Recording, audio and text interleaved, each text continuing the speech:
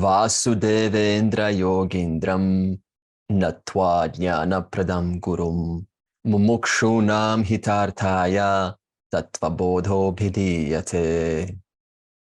If we turn back to the verse that starts with sadhana chatushtaya sampanna adhikarinam moksha sadhana bhutam tattva viveka prakaram vakshyamaha. So this was after Vasudeva. So this is the second verse. So if we look at this verse, sadhana chatushtaya, so far we have completed sadhana chatushtaya, fourfold readiness, practices which enable this seeker to engage in the inquiry. Now, so what does this mean? So sadhana chatushtaya we have done. So this is the first part of the book. And then it says moksha sadhana bhutam. And then tattva viveka prakaram. So prakaram is method. So now we said that this, once having gained the fourfold readiness, it enables the adhikari to perform tattva viveka, thereby understanding the reality. And this understanding the reality, this Tattva Bodha, knowledge of reality, is just another name for moksha. So obviously, what follows sadhana chatushtaya? What follows is tattva viveka. So therefore, the second part of the book is now tattva viveka. And then at the end, when we finish this, near the end, we will talk about moksha sadhana. What is moksha? And the attributes or the characteristics of one who has successfully understood the knowledge because they have had the right qualifications and they have applied the tattva viveka as prescribed. And therefore, what happened? The knowledge has taken place, clarity has ensued, and therefore this person is called a Jivan Mukta, an ordinary fella who just has some clarity about what is reality and what are the implications when we say the word reality? What are the implications of that? Because it's just, saying reality. Okay, what is reality? There's so much depth in this word reality, and this is to be understood. Therefore, having gone through sadhana chatushtaya, we can now exclusively put attention on tattva viveka prakaram, the method to discern what? Nitya vastu ekam brahma tadyatiriktam sarvam anityam. Right? In other words, one reality called Brahman, and everything else is what? Anitya. So this is what we are now about to engage. Tattva viveka kaha. So perhaps you will find this verse there.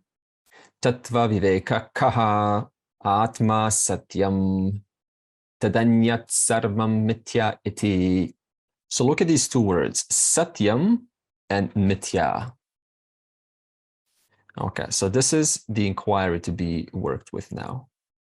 But let's first ask, what is Atma? What is Atma? This word is to be understood because it says Atma is the truth and everything else other than that is Mithya. So we're not going to define what Mithya is now. In fact, Mithya cannot be defined, it has to be understood. So what is Atma? Atma is the subject. It is the person, it is the subject right now who's understanding this, who's experiencing this, who is sitting down, who's having this experience of their body sitting down in a chair and listening to Andre speak. It is the person who understands, who experiences, who thinks. That is Atma, I. This word, Atma, will be refined as we go through the course. For now, Atma just means I. We need not look deeper into what this I is, just the one who is listening to this, having this experience, having thoughts, sitting down patiently, engaged, listening, smiling, not smiling, sitting in whichever way you are, drinking, touching your ear, as Jasmine has, listening intently. So I can see this, and therefore, the smiling person, the happy person, the curious person, the understander, the experiencer, the thinker. This is Atma, the subject I, the one who is now sitting here, And then later on, when this is ending, we'll be then in the kitchen, perhaps having a bite. And after the bite, we'll then perhaps go for a walk. Or if it's cold, we'll put on some clothes. The one who's experiencing putting on the jumper on their body, this is Atma. The fella who is always there, who is enjoying himself or herself, who's going to have a show, who's going to watch some YouTube, maybe he's going to revise and do some homework after this is finished. So Atma is going to be doing homework when the session is over. So this is Atma, a very ordinary, simple, and we need not assign any gender onto it, just I am. It's not a matter of whether one's a male or a female, child, old, young. These are all just the attributes, just I am who's sitting now and saying, when are you going to stop finishing describing what is Atma? We understood the point. Can you please move on? That is Atma, the one who is now smiling and wants me to finally move on. Okay, so Atma is established. Good. Okay, now, when it uses the words Satyam and Mithya, okay, so these are what's called ontological terms. Now you say, what is ontology? What is ontology? In fact, there is no other word in the English language to describe these words than the word ontological. Ontological means the study of existence of a thing, the studying, observing the status of reality. If you ask the question, what is the status of reality? What is the status of a tree? What is the status? What is the reality of Atma? What is the reality of this screen that you're looking at, which is made up of atoms and particles? What is the reality of the cloud? What is the status? What kind of existence does an object enjoy? What kind of existence does an object enjoy? What is the status of the existence of an object? What is the status of Atma? What is the status of an object? So this is ontology, the study of the reality of a thing or an object. Is this clear? Ontology. So before we go further, what are we doing now? Let's just study reality. That's all we're going to do now. Just a simple analysis, a simple inquiry into reality. Let's think about what is all of this in which we find ourselves. That's all we're doing now, having a simple inquiry into the existence, into the status of existence, the status of reality. There are two words that the world uses in the past, present, and future. Two words only. The first word is Satyam. Now, what is Satyam? Satyam is what is empirically true. In other words, it exists. Satya means it exists. Number one, two definitions for Satyam.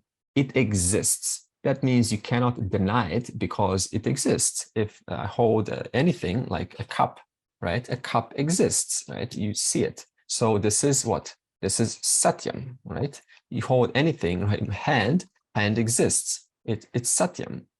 The second definition for the word Satyam is what is empirically true. What does empirically true mean? It means it is true in the world. It is something that can be observed. It is something that we all agree upon, like a tree. A tree is empirically true. You know, we have 5 people, assuming our eyes are open, and we will all look at it and we will call it a word of a tree. It doesn't matter what language it is, but when we use this word, it will be what? Indicative, and it will be true to the object being observed. So when we look at a tree, we don't call it elephant, because in our minds, an elephant looks different. It's alive and so on. But a tree looks like it's got branches and it's got some green, it's got bark and so on. So when we say the tree is Satyam, it simply means what? It is empirically true. That means we all agree it's a public reality. It is something that we all publicly agree upon. And second is it exists. The tree exists. So this is the word Satyam.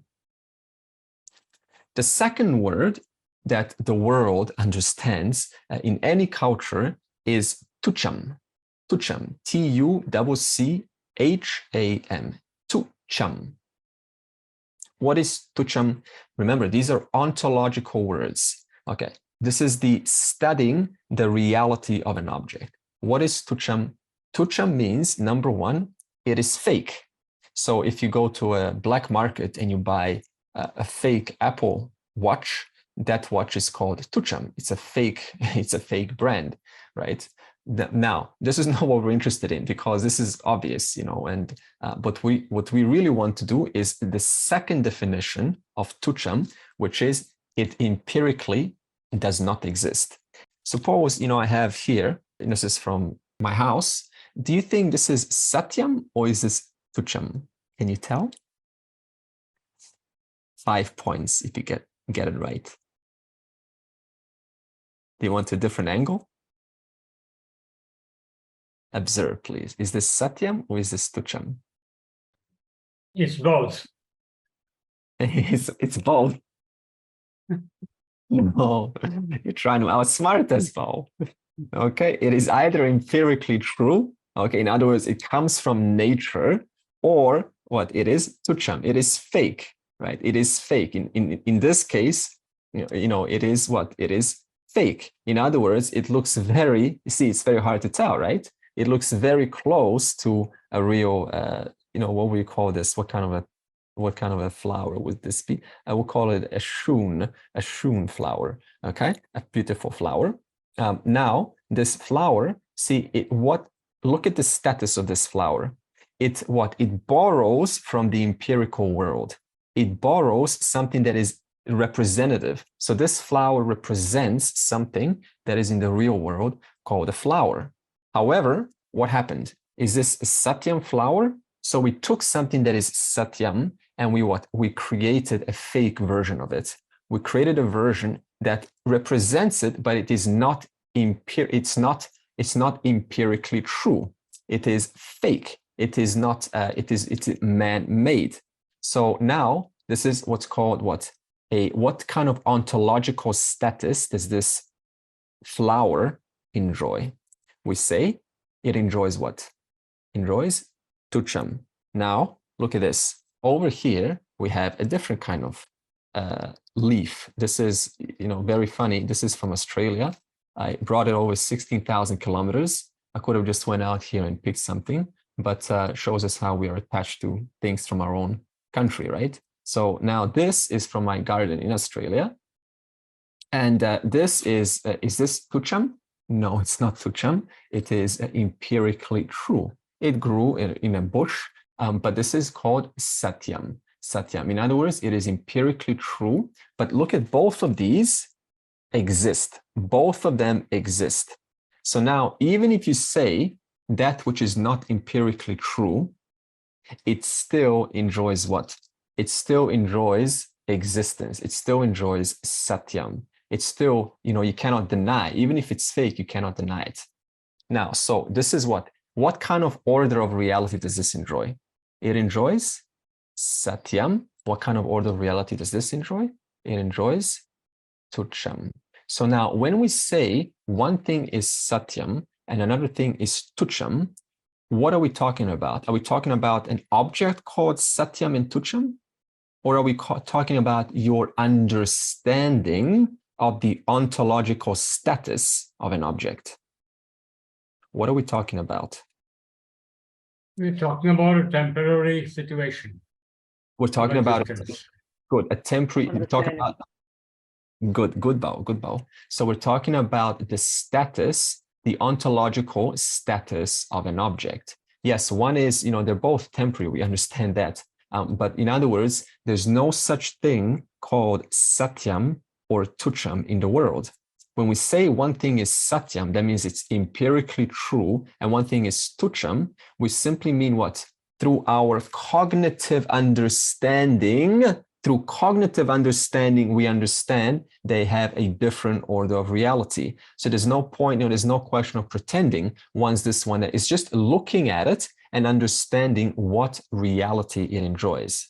Now, this Tuccham, when I say, it doesn't empirically exist, right? So, so another thing that we have in the scriptures is we have, when we say fake, remember what I said Tuccham means. It doesn't empirically exist. That means it's not in the real world. So you're not going to find this in the real world. That's Tuccham. But also it's fake. Now, in the scriptures, they will use a very interesting example, and they will say, it goes like this. Once upon a time, there was a man who was showering, bathing in mirage water. After he finished bathing in mirage water, he got out of the mirage water and he wanted to embellish himself. So he took some sky flowers and he put it on his ears. And then he said, I'm hungry. I would like to go hunting. So he decided to make an arrow out of rabbit horns. Who saw all this? A blind man. Who heard all this? A deaf man. Does this make sense? Not possible, not possible, not possible, not possible, not possible. Mirage water. You see, look at this. Suppose we take sky flowers. The sky flowers empirically exist. Are you going to see, flowers growing out of the sky? No. But look at this. Sky exists. Flowers exist. So what does this mean? When we say Tuccham, what we mean is the mind took two empirically true objects. The mind took two satyams in the real world, and it combined it. And therefore now it doesn't empirically exist. It only exists where? In the mind. But still, you cannot say that the sky doesn't exist or the flowers don't exist. So even sky flowers, even though it doesn't exist in the real world, sky exists and flowers exist. So now, can you think of anything that doesn't exist? Can you think of anything that doesn't exist?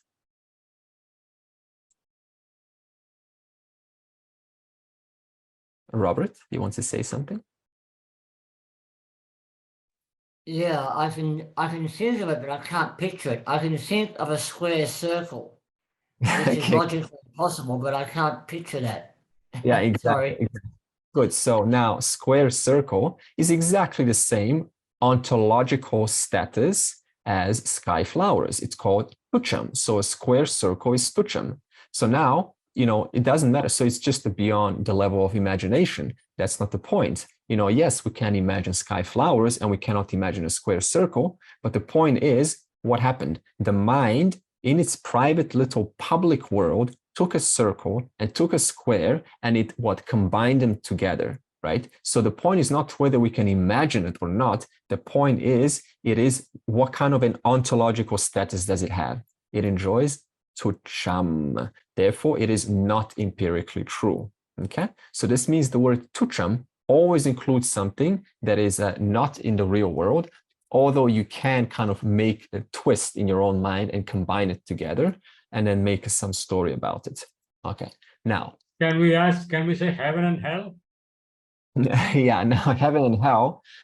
See, now heaven and hell, we cannot quite dispute because in the Vedas, it does mention heaven and hell. So we cannot either prove or we cannot disprove. We got the 14 lokas, 7 down, and we got the 7 up. No, we got the 7 up and 7 down, right? And so, yes, there is some validity, scriptural authority. Otherwise, we cannot either disprove or prove heaven or hell. Therefore, it's something that Vedanta simply is not going to even attack because you can't prove it, nor can you disprove it, right? Otherwise, no, heaven and hell in this sense would be satyam because it enjoys some level of at least authoritative existence. Authority does mention it, authority also, and we can also sort of confirm this through experiences. People have had kind of different psychedelic experiences. They have gone into different worlds. And these worlds, which their minds have entered, were actually more real than this world. Near-death experiences. So near-death experience is the same thing. This fella, will now, they will the resurrection will, they will give the person back, hopefully, do some resuscitation or whatever, CPR, and they will come back, and then they will say, I was not gone. I was literally listening to the doctors, kind of stressing over, trying to recover my body, and they will describe exactly the same words that the doctors used. They will see, even report looking down at their body. And funny enough, they will even say, I had no connection to this body. I knew that was my body, but I had no attachment to this body at all. So this is another interesting facet of reality, how quickly one can recognize that this is not my body. And we're not even talking about someone who's philosophically trained. This is an ordinary, down-to-earth, civilized person. And then just like that, in 1 second, oh, there's my body. I saw my body there. I had no desire to re-enter my body. I was just looking at what they're doing. I was completely just, as an observer looking from top down. It was all fine. So now, how does the world go about? The world goes about through these two words. Either something is what? Satyam, or it is Tuccham. And this is why almost all reviews always goes like this. No, this is fake. This is fake. Or this is real. It's always about fake or real. This is real and this is fake.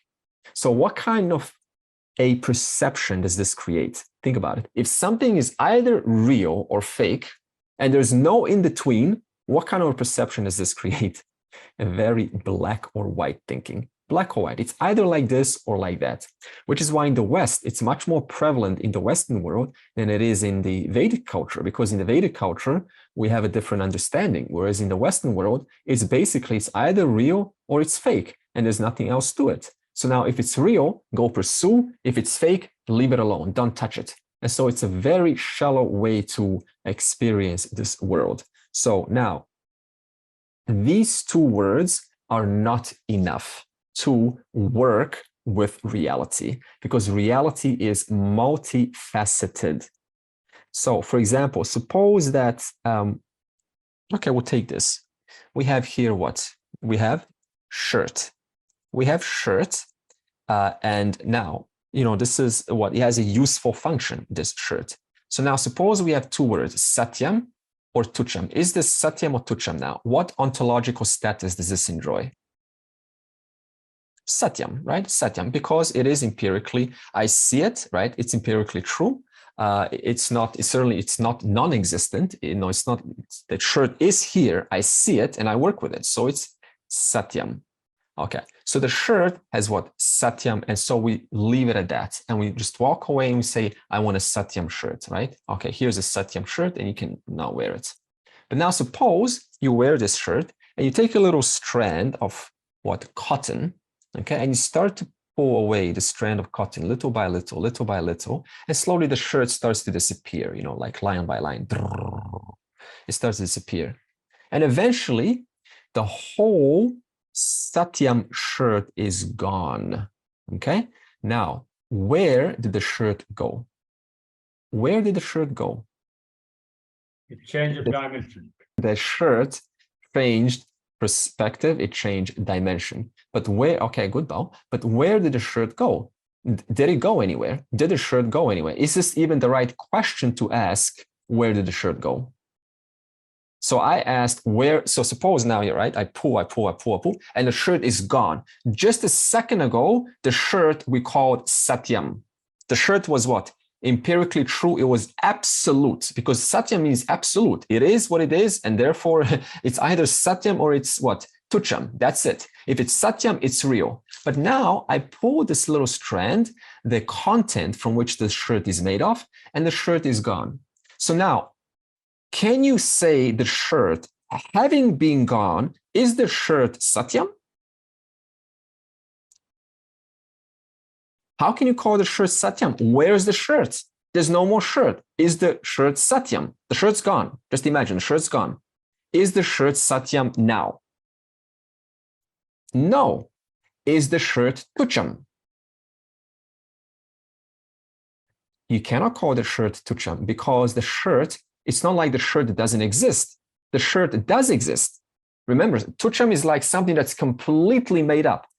right now, while there's a shirt, I'm experiencing something that has a function. You cannot call this a square circle or sky flowers. It empirically exists.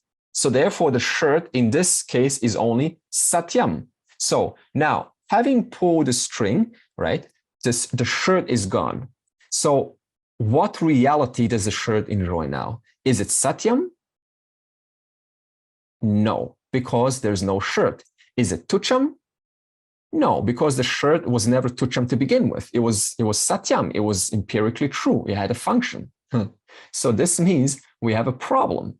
Right now, we need to what? Bring in another word to explain the status, the ontological order of the shirt, without which this word, what? We are dumbfounded. We cannot solve the equation because the shirt is gone and I cannot put shirt into either of these two realities. So now, how am I supposed to understand that which was? How am I supposed to understand that which was if it's now gone? Cannot do it with Satyam and Tuccham. Therefore, what? We attribute another name to the shirt now that it's gone, called Mithya. Mithya. What is Mithya? This means, what is Mithya? That which has no existence apart from something else. While it was existing, it was depending on something else for its existence. While it was being experienced, it had a function, it had a purpose in this world, it was used, but while it was used, while it had a function, while we talked about it, it was what? Depending on something else for its existence, from which it had no existence apart from. So now, look at this. If I pull the string of cotton, now I pull the cotton away, and now I have just a big ball of cotton, a big fluffy conglomeration of cotton. Where did the shirt go? We have to now refine that question. There was no shirt in the first place, because while the shirt was, what was its ontological status? While the shirt was, it was what? It was Mithya. But what was its actual ontological status? What was the reality upon which the shirt was depending upon? What was that reality without which the shirt could have not been at all? We call that what? Satyam, the cotton. So this means what? Now the shirt gains a new name after having investigated into the ontological order, ontological status, the status of existence of this shirt. After having investigated that status, the shirt now what? Goes from Satyam into Mithya. Without the word Satyam, you cannot even perform the inquiry. One's like left, like, I don't know where to put the shirt. Now, do you think this just applies to the shirt? Is this just about the shirt? Look outside the window, anything in this world right now. Think about anything in this world. I see a big, vast field of, I think this is corn, right? Leaves and trees. And I see this tree and I go, okay, this tree is what? It's Satyam. But is it really Satyam?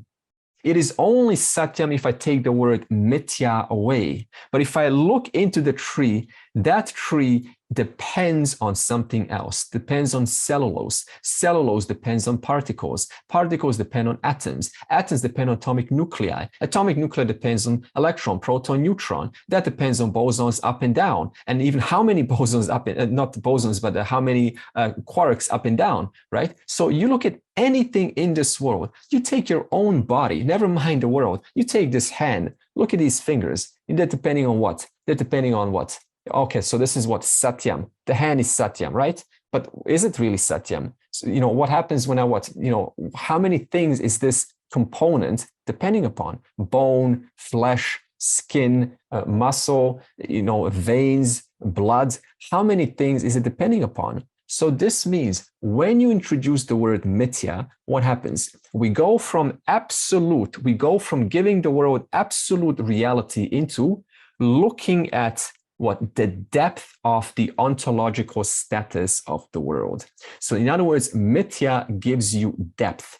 It produces a place whereby you no longer put absolutes onto anything, because the question is always this: on what is this dependent upon? Now you take it, you extend this, even further, right? You have what? Cotton, right? You go you go smaller and smaller and smaller and smaller, and what happens? Until what? You come to a thought, right? You come to a thought eventually, and then what? Thought also depends on what? Something else. What does a thought depend upon? What is a thought of the smallest particle, which you cannot even postulate because it's not being even, it's just a hypothesis. What does that thought depend upon? It depends on the thinker, on the thinker. Yeah, it depends on the thinker, but then the thinker, right, depends on what? The conscious being, right? Depends on the conscious being. So this means what? If you take the word Mithya out, just one word, you take Mithya out, one is in trouble. Why? Because everything gains absolute reality. Which is why, if we look at the world, how is the status of the world? It's giving absolutes to everything. I need to have the car. I need to have the house. I need to have a partner. I need to have children. I must have it. Why is this must there? Why is this huge, intense need for an object? Because that object for that fella is what? Satyam. It is the final reality. There's nothing upon that. And therefore I need what? Satyam 1 needs Satyam 2. I need to bring two realities together to what? Increase my reality, to increase my Satyam. So I need Satyam, a small Satyam, and I need a different Satyam. And by two Satyams coming together, we will be what? We will be bigger Satyam. Therefore, I will now enjoy a bigger reality.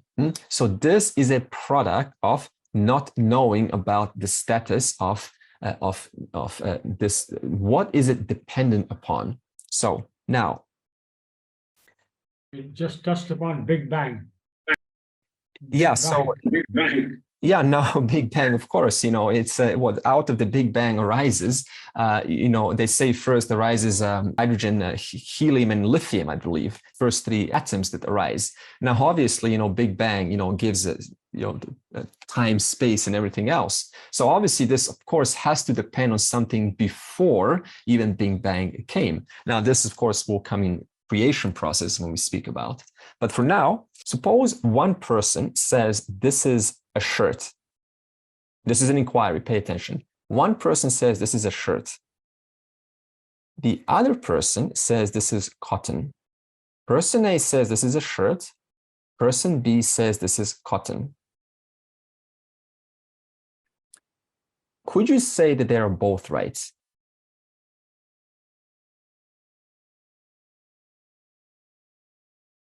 Really? They're both right. Okay, how about this? Without answering directly. Person A says this is shirt. Person B says this is cotton. There's only three options. Either they are both right, they are both wrong, or one is more right than the other. You see how your perception changes now? I can see Saskia had an epiphany there. If you say they're both right, okay, suppose you say they're, because we started out, everyone shook their heads, yes, okay. So this means if they're both right, this means if I go to a shop and I say, hey, I want some cotton, and then what, bring you back a shirt, is that going to happen? No, they're not synonyms. Shirt and cotton are not synonyms. They enjoy a different ontological order of reality. So in terms of their ontological status, you cannot say they're the same. Does this make sense? One enjoys what? Mithya, the other enjoys Satyam. So how can you say they're the same? Does this make sense? Suppose they say both, Lloyd, I think you looked elsewhere as you were thinking about that. Okay. So now suppose you say they're both wrong. Is that true? Absolutely not. Because, there is definitely a shirt. You don't even have to go to the level of the cotton. The shirt alone is enough to say that, to invalidate this whole question. You cannot say they're both wrong. Someone has to be right, because it is, what we experience as a shirt. So there cannot be both right, because the ontological status of shirt and cotton is different.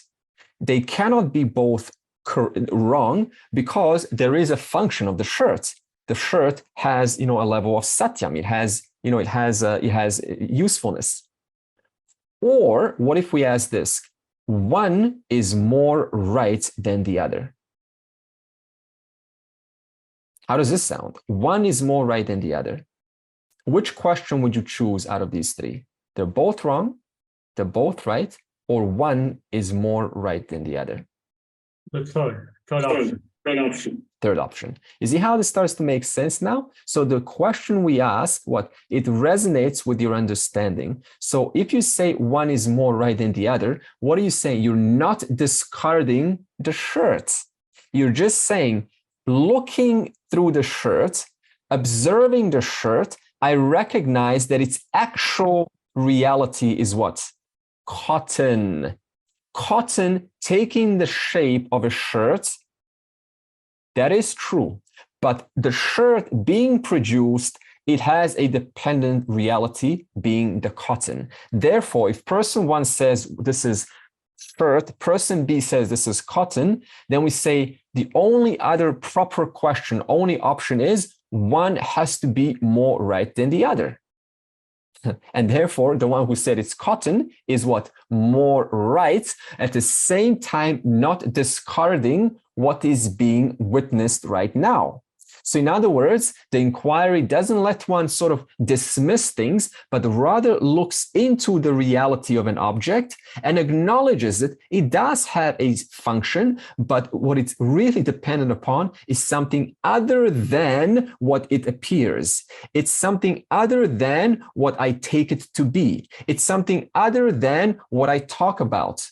It's something other than what I fight over on a, what do they call it in USA, when they had just a stampede of people rushing in to buy a whole bunch of things. What do they call this? The Black Friday or whatever it is. You tell me, the stampede. Yeah, it's amazing, right? We're all rushing in, right? And fighting over all of these things. TV is just a screen, plastic, semiconductors, all put together. And now it has this one thing called TV. And so we give it so much value. Why? Because it's either real or it's fake. We don't want to buy a fake TV. We want to buy a real TV.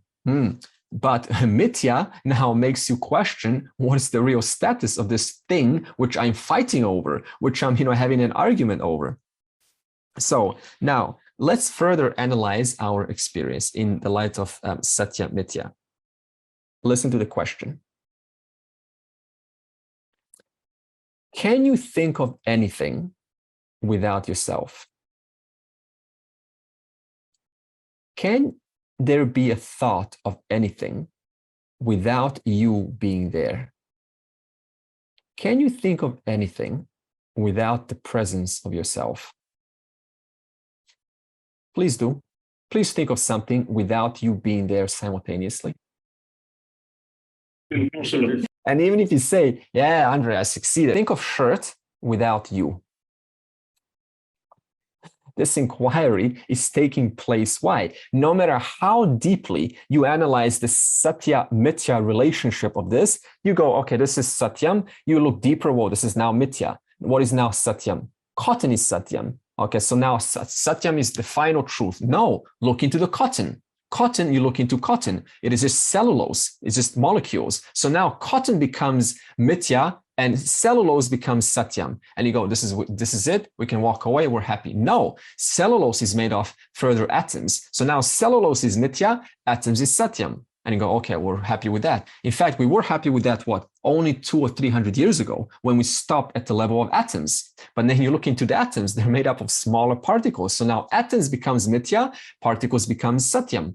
And now, okay, this is it, we walk away. No, now you go even further and you go to so small, you cannot even think, you cannot even observe it, you can only hypothesize it. So now hypothesis is Satyam and what? Everything else is, everything else is Mithya or either way. But look at this.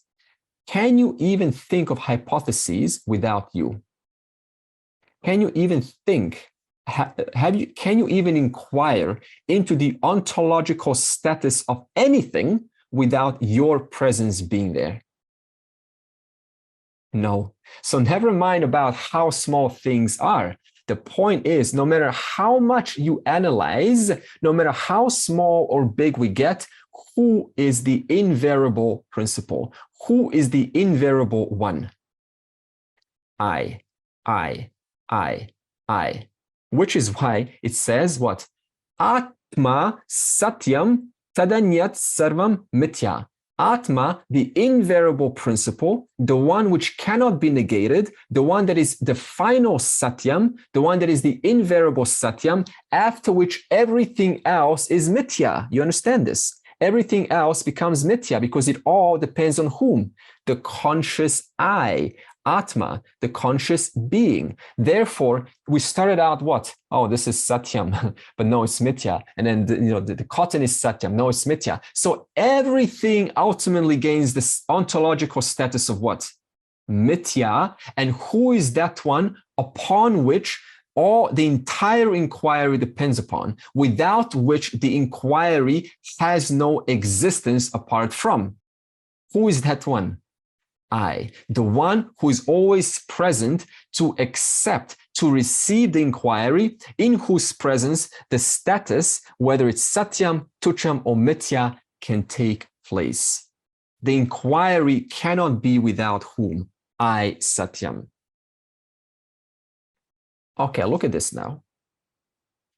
Looking at the shirt, inquiry number 3, pay attention. Looking at the shirt, do you need to remove the shirt to know the cotton? Do we need to remove the shirt to know the cotton? Do we need to do anything with this shirt to know about the cotton? Why not? Because the entire shirt is nothing but the cotton. Where's the question of removal here?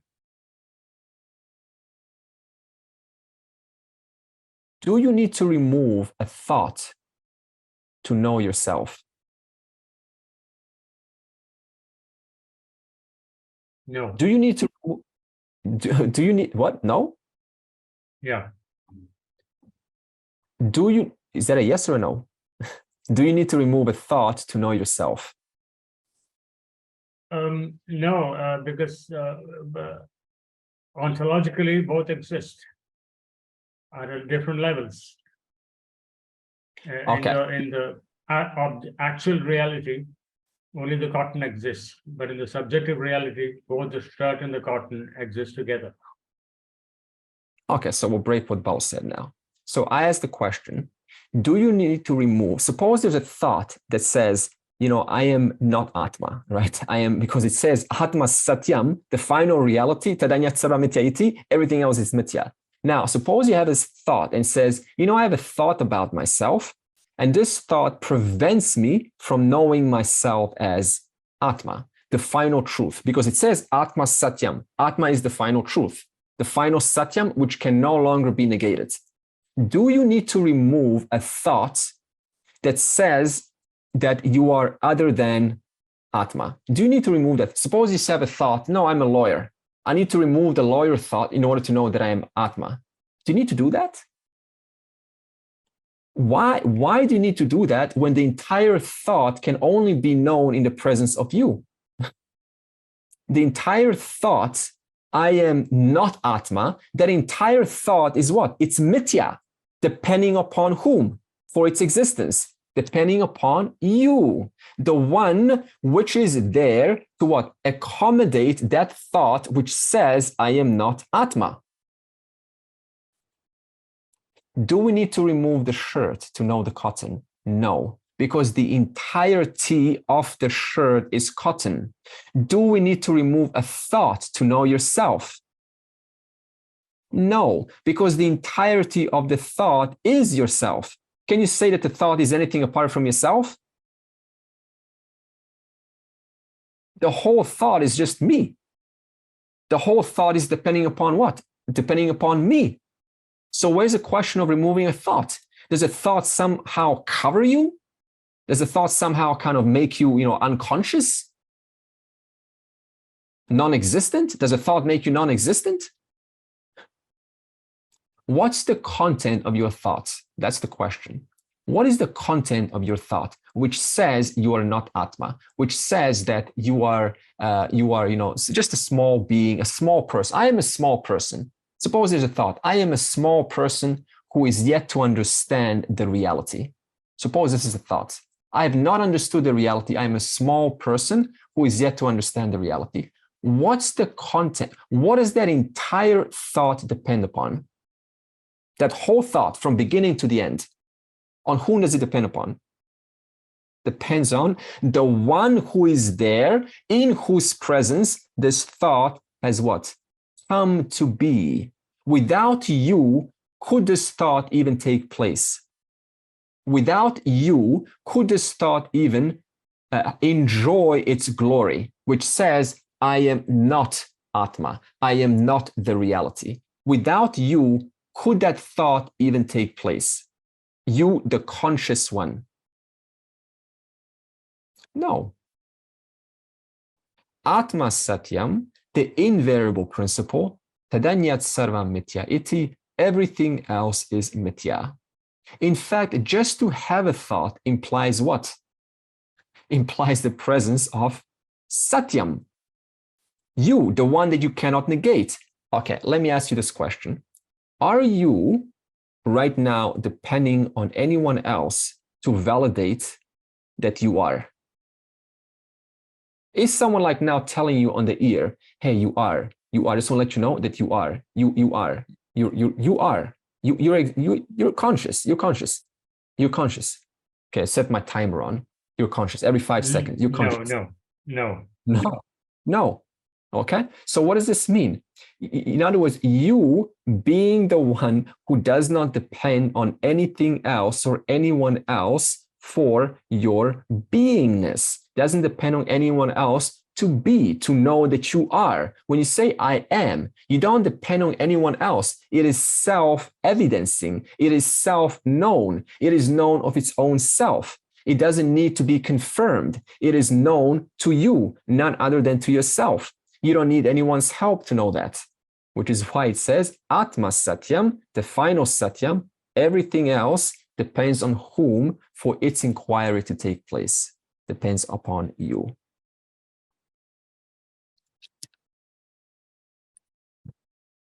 Let me put it another way. If you needed to remove a thought to know yourself, what does this mean? If you actually needed to remove a thought, some notion about yourself to know yourself, what does this say about the ontological status of a thought? Satyam. If a thought was Satyam, then how can you remove it? Because Satyam means that which is absolutely real. It cannot be negated no matter what. So if your thought had to be removed, if you actually had to remove any thought whatsoever, what does this now mean? You're giving thoughts what kind of ontological status? Satyam. And therefore, what? One now takes on the path of thought management, constant, entanglement with thoughts, because every thought is what? It's final Satyam. It's a final reality. Thought about this event, thought about this person, thought about who I am, thought about who I'm not, thought about how worthy I am, thought about how worthless I am, thought about what I need to do tomorrow, thought about my problems, thought about my happiness, thought about this. Every thought what now has what Satyam, and therefore what it is now totally worthy of looking into, because hey, it doesn't depend on anyone else. It is independent of itself. But is this true? Is this true about your thoughts? Absolutely not, because these thoughts always depend on you, on your presence to take place. So now where's the point of error? What entangles us in a constant thought ruminating? what entangles us in that is giving every thought satyam, never asking the question, never really looking into the actual reality of a thought. It is just passing by. It is not even in your control. If it was in your control, you would have the potential to turn on any pleasant thoughts and turn off any unpleasant thoughts at will like that. And yet none of that happens, not for any one of us. These thoughts just pop up and pop into our minds. They pop out, and they all depend on whom for their existence. They all depend on what Atma, I, to be even identified, to even being given some validity. So now, Mithya, so what thoughts are now Mithya. So this means what? We now have a different, slightly different relationship to our thoughts. Having heard and hopefully thought about what are the implications if all your thoughts have no existence apart from yourself, and every thought is made out of what? What is every thought made out of? Suppose there's an unpleasant, distasteful, just a thought that is uncool, an uncool thought. Let's analyze, what is a thought made out of? How many objects are inside that thought? There's usually a person inside that thought, and there's a head. You probably see a head of someone. You probably see their hair and their nose. You probably hear their voice. So now what? We have a thought, a bubble called a person with a nose, with hair, with sound. And all of this is now depending upon what? Your mind. Because if you're falling asleep, where's the question of thinking? So now it all depends upon, your mind is not in your deep sleep. So now it depends on your mind, because you're awake. And then your mind is constantly undergoing this anityam, right? A bunch of impermanence. And what? And what's the permanent? What's the permanent nityam principle, despite the ongoings, the comings, the durations, and the unmanifestations of your thoughts? What is the permanent nityam principle? Atma. And what do we say at the beginning? We said nityam, right? Nityam vastu ekam Brahma. So what? One permanent reality is Brahma. And then we said tad vyatiriktam anityam, sarvam anityam. Everything else is impermanent. Everything else, including thoughts, are impermanent. Chandogya Upanishad. There's a chapter 6 there, where their father, called Undalaka, he wanted to educate his son a little bit, because see, what happened was his son went to a school, a Gurukulam, and he stayed there for 12 years. So I believe it was 24 now. His son was 24. And his son, called Shwetaketu, his son graduated from the Gurukulam and was a top student. He was smart. He was very much, acknowledged to be an idol, an idol that every other student was looking up to, because he was intelligent. So now the son finally came back after 12 years to his father, Undalaka.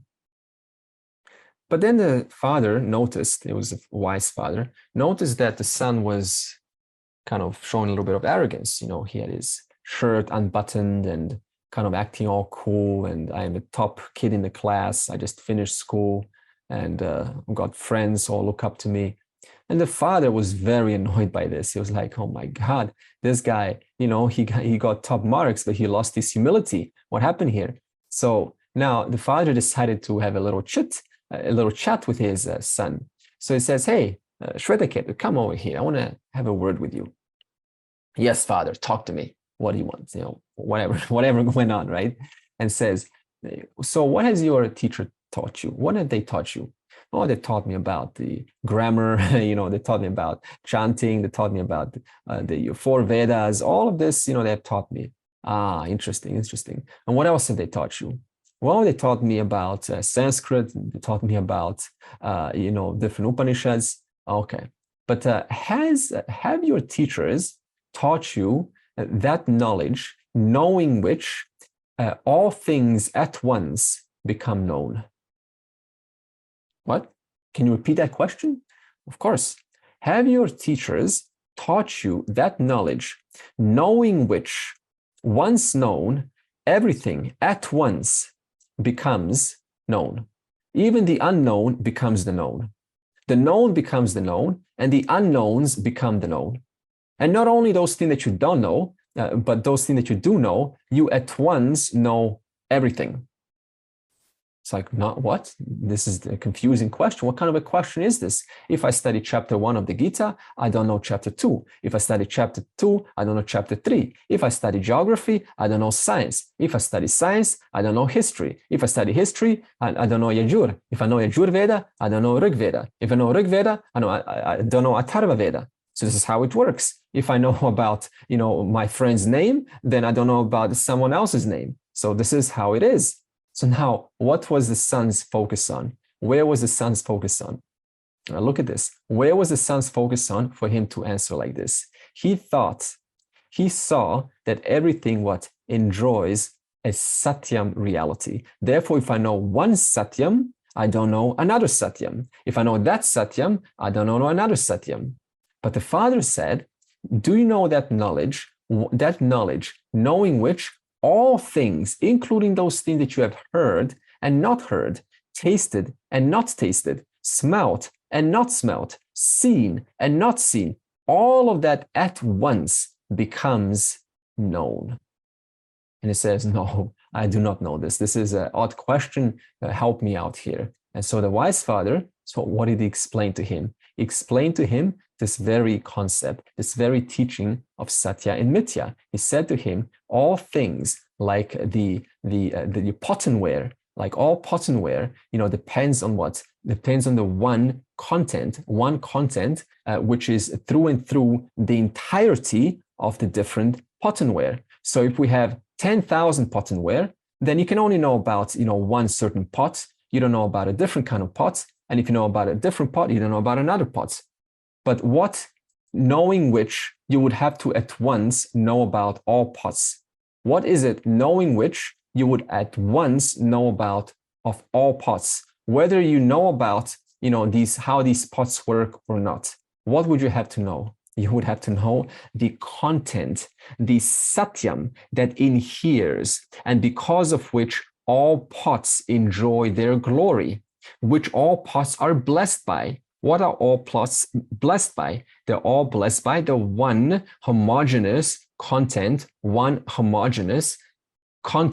called the clay, without which the pots would not enjoy their distinctive individual realities, which without knowing, we would call every pot Satyam. This is Satyam 1, Satyam 2. So now imagine you're a pot, and then you see a pot, another pot over there, and there's some fancy. So now the fancy has developed. Now remember, the feeling of the fancy is also nothing but the clay. It's just a different form of, it's just clay, right? So now, you have fancy towards another pot, and you go, okay, so I want to now? Merge with this pot, so that's we have, a bigger pot together. We have, and we can produce 2 more pots out of our potness. So we produce 2 more pots. So now we have 4 pots. So now we are a lot bigger. We're a bunch of 4 pots together. We call it a pot family.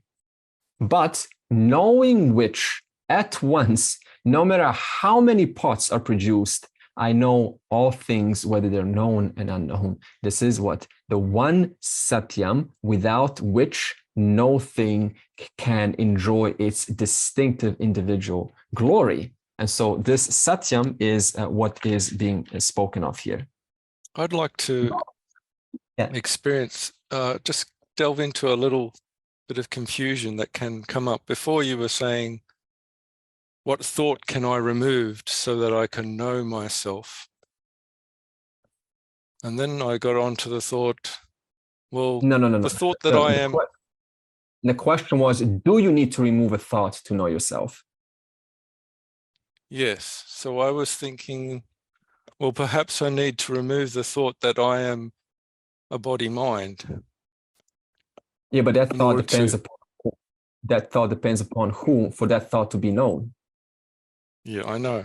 But I mean, it's tricky when you just say it like that, and I'm thinking, my thought goes to, well, yeah, I need to get away from the thinking of I'm a body-mind, I'm just awareness. Okay, that's... Yeah, I know, yeah. I'm just saying, the mind, it just plays tricks. You've got to think ontologically, is that right? Yeah, ontologically, that's it. So you have remove the ignorance. That thought, remove the ignorance. The limited thought. Yeah. So is ignorance different to a thought? Is it somehow just... Careful here, careful. See, even ignorance depends upon what? A conscious being. So what? Where's the question of removing anything, right? Because even ignorance is Mithya. Even ignorance has what? A dependent reality upon you. You see, I know that I don't know. So what?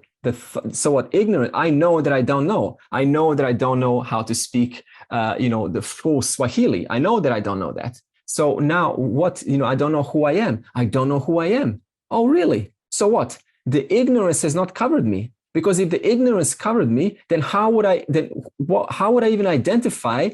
Who would even give validation to this ignorance? Who would even be there for the ignorance to enjoy its glory unless there's a conscious being? So can any thought cover your consciousness of that thought? That's a different question. Can any thought cover your consciousness of that thought? No, because to say yes, it can, then I would say, well, then who's conscious of that thought? I am. So it hasn't covered you. In other words, you just what? You took a temporary identification with that thought, but it hasn't covered you. So these are two different matters we're talking about. Yes, one can identify, because as you said, the mind does play tricks. That I understand. It can sort of seemingly cover, but the fact that I understand that I don't know, or that I think the thought has covered me, implies what? That it has not covered me. Because I know that there's a thought there. I know that this thought is there. So whoever this I that knows has not been covered. And so when it says Atma is Satyam and everything else is Mithya, it means that even what? The mind is playing tricks on me. So this means even that thought that the mind is playing tricks on me, who was conscious of that thought? The one to whom that thought was made conscious, which is none other than yourself. So in actuality, it seems like it's covering you, but the fact that you identify that it's covering you means what? That you are not covered. Otherwise, you would not say to me, I am covered, because you will be covered. But you know that you've been covered, therefore you have not been covered. Yeah. Does this make sense? Yeah, I know, but it's easy to get filled by all these thoughts. But, you've got to really... Okay, no problem. This is a beginner's inquiry. We'll go deeper into this much more. Yeah, Andre, I think the fact that, like what Lloyd was saying about the body, mind, and intellect, that we think that we are not a body, mind, and intellect, because body, mind, and intellect also changes in all three states. So it doesn't just remain the same. So we can't be body, mind, and intellect at the end of the day. I mean, the one that we are talking about, Satyam, is not the body and mind, because that's also changes every day, every second of the day. So I think, this is what, so even thoughts changes in every state. So we can't have that as the you, I. Therefore, Rani, so what Rani is saying is, see, if they're changing, then, so what, if you were covered, by a thought, that means what you would be, suppose you were a thought, right? And the thought goes away. So this means what? You're now gone away. No, you remain. Is this? Yeah, so this is why we say, see, Nityam, right? Nityam Ekam Brahma. So this one permanent reality is what? The one in whom obtains all forms of anityas, all forms of what? Thoughts, including, I have been covered. That is just what? Obtaining within the 3 periods of time. It is obtaining within, it had a beginning, it had a duration, it had an ending. So therefore it is anityam. But because there's an identification, a presence ready to accommodate the beginning of that question, is present during the question or the confusion, and is present after the confusion has gone away. So this means what? Whatever was there throughout the inquiry, whatever was there throughout the confusion, whatever is there after the confusion is left, has to be other than what? The confusion, has to be other than the ignorance, because the ignorance is gone, the confusion is gone, the doubt is gone. Anitya, anitya, anitya, anitya. But what has remained from the entire time, what has remained is I, which is why we say Atma Satyam. So the whole thing was depending upon whom? Myself. Therefore, myself, this is Atma, the conscious being, the conscious I. Question. Yes. How can you, if you delink consciousness from the mind, if you disconnect consciousness from the mind, is there a independent existence? No, because see now, how can I take that? How can I take consciousness from my mind? Then so what? I'm going to say what? I took consciousness from my mind. I've succeeded at taking consciousness from my mind. Okay, then how do you know that? Because I'm conscious of having taken consciousness from my mind. So then you haven't taken consciousness from your mind. You've taken a thought of consciousness, but you've not taken consciousness. You understand? So in other words, you saw, you cannot take yourself out. You cannot take consciousness out, because if you take consciousness out, then who would be there to identify that consciousness has been taken out? Who would be conscious to the fact that consciousness has been taken out? Oh, now consciousness has come back in. I lost consciousness, and now it's come back in. Okay, then who was there to, available to recognize the lack of consciousness and the beginning of consciousness? Who was there? I was there. Because I was there, the one who survived the comings and goings, the one who survived the whole endeavor, the one who never left, because that one who never left, what happened? I was able to say what? This has left, and this has come, and then this has come, and then that is left, and then this has, sort of taken its, hold onto me, and then it's gone, and then this thought, another confusing thought, and I totally forgot who I am, and that too has gone by. What's one commonality? What's one invariable through and through this entire experience? The one in whom all of these experiences obtain. And in whom do experiences obtain? None other than Atma, the ordinary fella, the ordinary fellowless, who is there, who is just there, waiting to accommodate the experience of whatever is taking place. And this, what is this? Anityam, ready to accommodate the anityams, which are what? Bound to starting, bound to ending, and then they're going to start, and then they're going to end. This session is going to end in a couple of minutes. We should be concluding now. Who's going to remain there? Andre is not longer going to be there. Students are not going to be there. What will be there? The same I that is now listening to this fella. That same I is going to be now listening to some other person in a couple of minutes. And I'll prove it to you when we conclude the session, as we will do now.